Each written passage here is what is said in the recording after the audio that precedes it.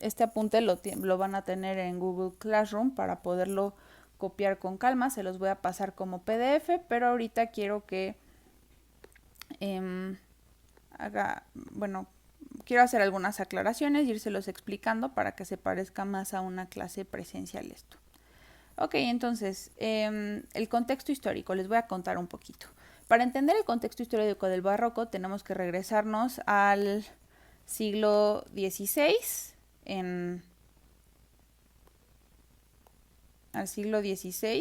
España, ¿no? En esa época el rey era Felipe II, hijo de Carlos V. Carlos V, pues les ha de sonar mucho, el del chocolate. Bueno, Carlos V le dejó a Felipe II un imperio poderosísimo. Un imperio, el imperio español abarcaba mucho y era pues básicamente la nación más fuerte, más importante, la nación predominante de Europa. Todavía en el siglo XVI, regresándonos un poco. Pero bueno, ya le deja una España a Felipe II un poco llena de crisis.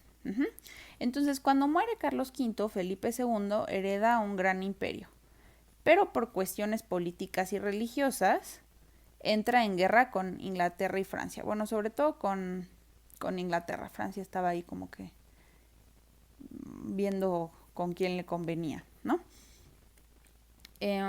Bueno, ¿cuáles son las cuestiones políticas y religiosas? Aquí son muchísimas, ¿no? Era un conflicto. Por ejemplo, en Inglaterra, pues tiene que ver con Enrique VIII y la ruptura que hizo Enrique VIII con la Iglesia Católica, ¿no? La entrada del protestantismo, la famosa historia de cómo Enrique VIII rompió con la Iglesia, pues por quererse divorciar y volverse a casar, quererse divorciar de su primera esposa. Bueno, el divorcio obviamente era algo que no estaba permitido por la Iglesia Católica, ¿no? Y entonces, bueno, también a la par surge esto del protestantismo en Europa, y se está expandiendo cada vez más. Y bueno, Felipe II, como buen español en esa época, era sumamente cristiano y entonces él un poco enfoca todos los recursos de España, los recursos económicos, los recursos bélicos, etcétera, en oponerse al protestantismo a partir de la contrarreforma, ¿no? Bueno, entonces todos estos conflictos, de forma muy simplificada, porque tampoco es clase de historia, derivan en que Felipe pierde el control sobre los Países Bajos, que en antaño los Países Bajos formaban parte del Imperio Español. Entonces, bueno, y esto se le llamó después la guerra de los 80 años. Entonces fue un proceso larguísimo, pero finalmente los Países Bajos logran independizarse y obviamente eso es un golpe fuertísimo para el Imperio Español, que entra en una época de crisis. ¿Sí? Crisis real, o sea, crisis en el sentido económico, en el sentido político y obviamente también en el sentido espiritual. Y hay dos palabras que resumen el ambiente, ¿no? La crisis en esa época, que son desengaño y pesimismo. ¿Desengaño frente a qué? ¿Frente a qué se desengañan? Pues frente a lo material, porque España era un país rico, ¿no? Recordemos que, o sea, descubrieron una colonia, se expandieron, era un país riquísimo, pero todas esas maravillas materiales no sirvieron de nada porque aún así acabó siendo un país en crisis. Y bueno, siempre en épocas de crisis surgen estas ideas como de los tiempos viejos eran mejores y entonces en la sociedad se va formando poco a poco esta idea de los cristianos viejos, que quiere decir básicamente volver a lo que España era antes. Entonces, los cristianos viejos que eran, bueno, no viejos de edad, sino llamarte un cristiano viejo en esa época quería decir que tu familia era verdaderamente española, que tú podías rastrear a tus ancestros más antiguos y comprobar que eras verdaderamente un cristiano. ¿Por qué? Bueno, regresemos de nuevo al contexto histórico que vimos en el Mío Cid. Habíamos visto que España en la Edad Media estaba conquistada por los pueblos árabes, ¿no? Conocidos como los moros, y entonces pues hay toda esta campaña de reconquista de España liderada por la reina Isabel, y además también había muchísimos judíos, bueno, sigue habiendo, pero en esa época había muchos judíos en España, y como parte de toda esta idea de la contrarreforma contra el protestantismo, pues empieza a haber básicamente una persecución, pues literalmente y también en el sentido moral, de religiones que no fueran la cristiana. Entonces a los judíos se les dio o la opción de convertirse, ¿no? O la opción de irse de España. Y también a los moros, ¿no? Entonces por eso surge esta idea de los cristianos conversos. Pero entonces hay una idea de que los cristianos viejos, es decir, los que realmente son cristianos de nacimiento y que toda su familia ha sido cristiana desde siempre, son mejores, moralmente superiores a los judíos conversos. Entonces, que te dijeran un converso se convierte en esa época en una especie de insulto.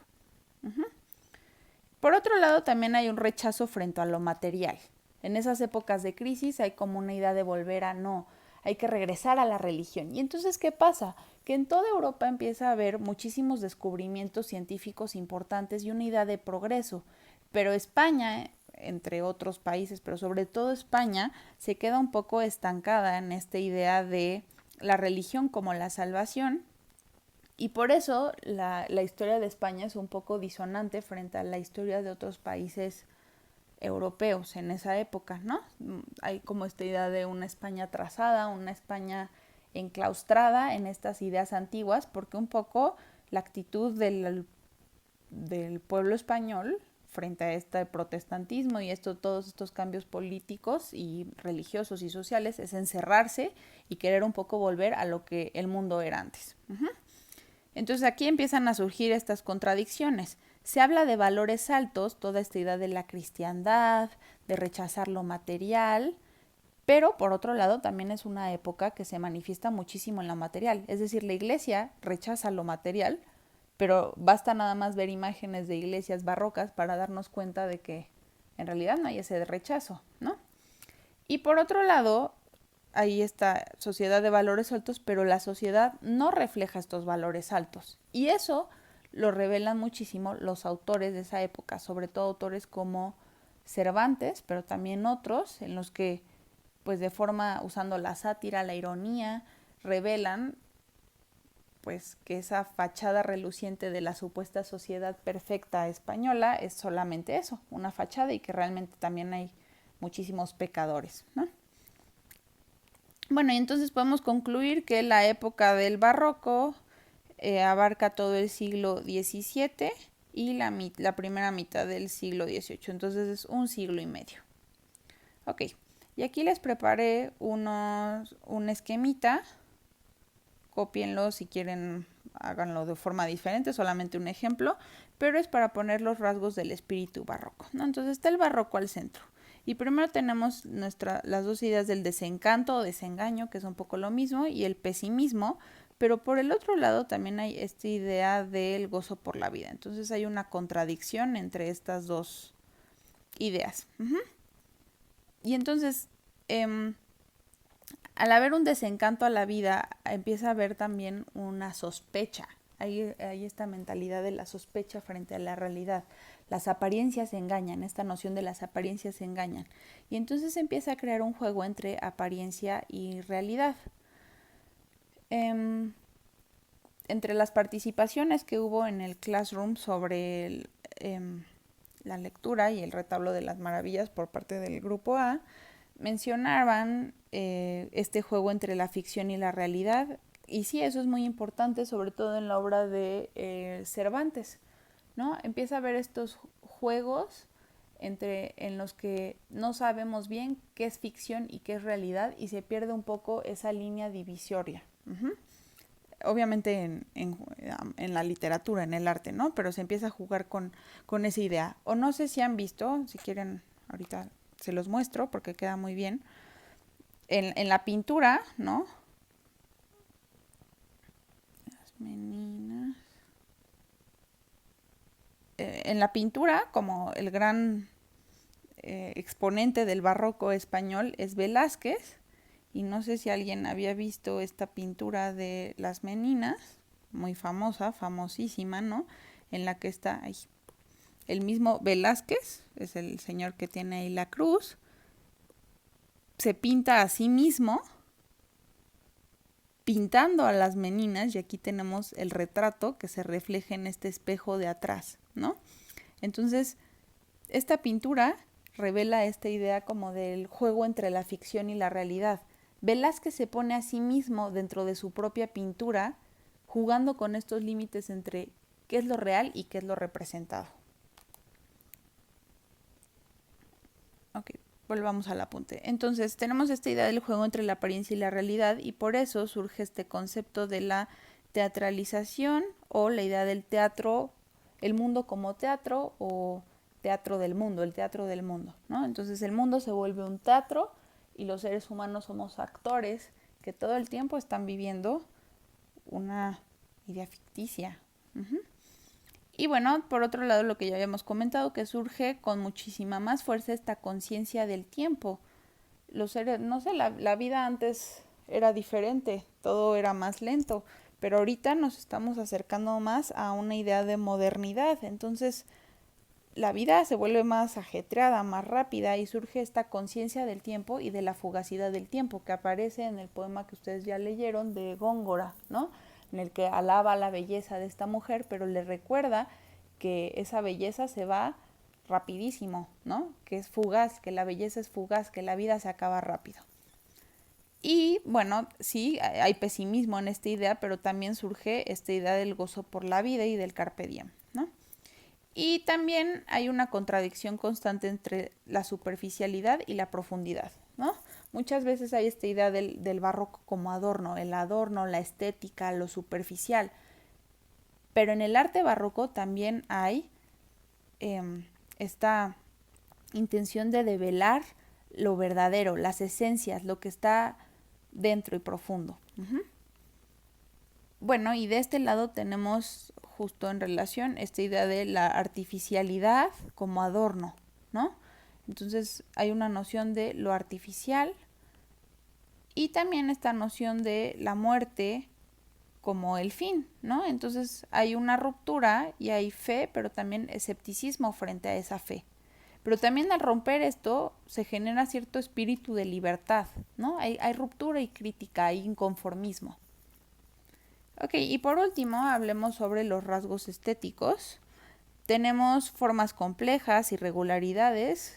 Y en el también les quería mostrar que en la en, en la revista toma como ejemplo del barroco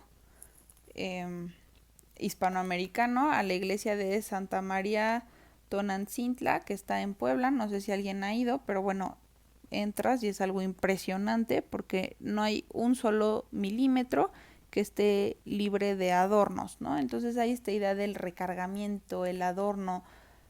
En la poesía, por ejemplo, pues hay imagen tras imagen, no es una poesía simple, no es una poesía minimalista, es una poesía cargada, ¿no? Entonces esa es la idea de la artificialidad, del adorno. Y bueno, esta idea de la ruptura de la fe y perdón, de las formas complejas, hay una irregularidad, ¿no? Si hay esta duda, pues se rompe con esta idea de las formas perfectas. Y por último tenemos juegos e imágenes complejas, y de nuevo surge esta palabra, esta figura retórica tan importante que es la metáfora. El barroco va a encontrar en la metáfora su medio de expresión idóneo. Esto quiere decir que pues el barroco, al jugar con esta idea de apariencia y verdad, se identifica con la metáfora. El espíritu barroco es afín a la metáfora, porque ¿qué es la metáfora si no es expresar lo que es a partir de algo que no es ese algo, ¿no? Esa es la metáfora, es ocultar, sustituir, crear una imagen nueva, disfrazar la realidad a partir de imágenes y de acrobacias con el lenguaje, encontrar afinidades insólitas entre dos objetos. Entonces, por eso la metáfora es una de las figuras poéticas centrales no solo o sea, en la poesía de todos los tiempos y universal, pero en el barroco hay algo especial con la metáfora y lo vamos a ir viendo poco a poco. Bueno, pues eso sería todo por hoy. Espero les haya ayudado a aclarar algunos conceptos de este apunte. También si ustedes quieren agregar a este apunte algo que hayan visto en la revista, ¿no? Que les ayude a entender la idea del barroco mejor, pueden hacerlo, son sus apuntes y son libres. Y eso es todo por este video. Adiós.